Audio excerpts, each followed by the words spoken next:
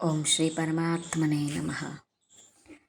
આગલા શ્લોકમાં ભગવાને કહ્યું કે આ જીવો મનુષ્ય શરીરમાં મારી પ્રાપ્તિનો અવસર પામીને પણ મને પ્રાપ્ત નથી કરતા, જેથી મારે તેઓને અધમ યોનિમાં મોકલવા પડે છે.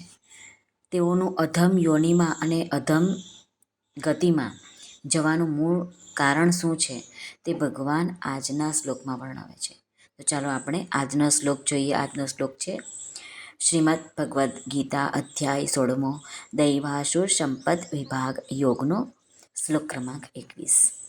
શ્રી ભગવાનુવાચ ત્રિવિધં નરકસ્યેદં દ્વારનાશનમાત્મનઃ કામઃ ક્રોધस्तथा લોભસ તસ્માદેતત્રયં ત્યજેત.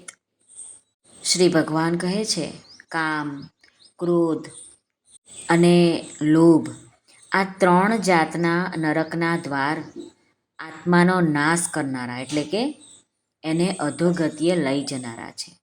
માટે આ ત્રણેયને ત્યજી દેવા જોઈએ. સર્વ અનર્થોનું મૂળ અને નરકની પ્રાપ્તિ થવાના કારણ હોવાને લીધે અહીં ભગવાને કામ, ક્રોધ અને લોભને નરકના દ્વાર કહ્યા છે. ષડરિપુ તો કયા છે? કામ, ક્રોધ, લોભ, મોહ, મદ અને મત્સર. આ બધાનું મૂળ છે કામ. કામનાને કારણે જ મનુષ્ય બંધાઈ જાય છે. અર્જુને 3જા અધ્યાયમાં પૂછ્યું હતું કે મનુષ્ય ન ઈચ્છતો હોવા છતાં પણ પાપનું આચરણ કેમ કરે છે? તો તેના ઉત્તરમાં ભગવાને કીધું છે કામ અને ક્રોધ એ 2 શત્રુ બતાવ્યા. પહેલાં તો કામ બતાવ્યો છે કે કામનામાં વિઘ્ન પડતા ક્રોધ આવે છે. સ્વામી રામસુખદાસજી મહારાજ કહે છે કે ભોગની ઈચ્છાને લીધે કામ અને સંગ્રહની ઈચ્છાને લીધે લોભ છે. આ બંનેમાં વિઘ્ન પડે એટલે ક્રોધ આવે છે.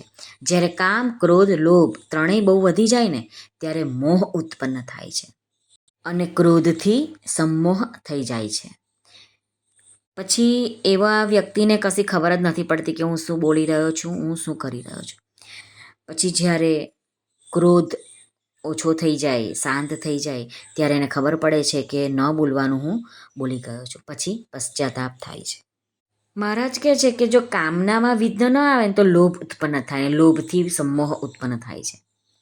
એ સંમોહ થઈ જતાં તમોગુણ આવી જાય છે અને પછી તો પૂરી આસુરી સંપત્તિ જ આવી જાય છે. એ જ ગુણો મનુષ્યને નરકના દ્વારે લઈ જાય છે.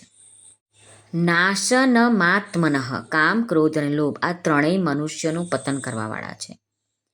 જેમનો ઉદ્દેશ્ય ભોગ ભોગવવા અને સંગ્રહ કરવાનો છે તે લોકો પોતાની ઉન્નતિ કરવાને માટે આ ત્રણેય દોષોને હિતકારી માની લે છે.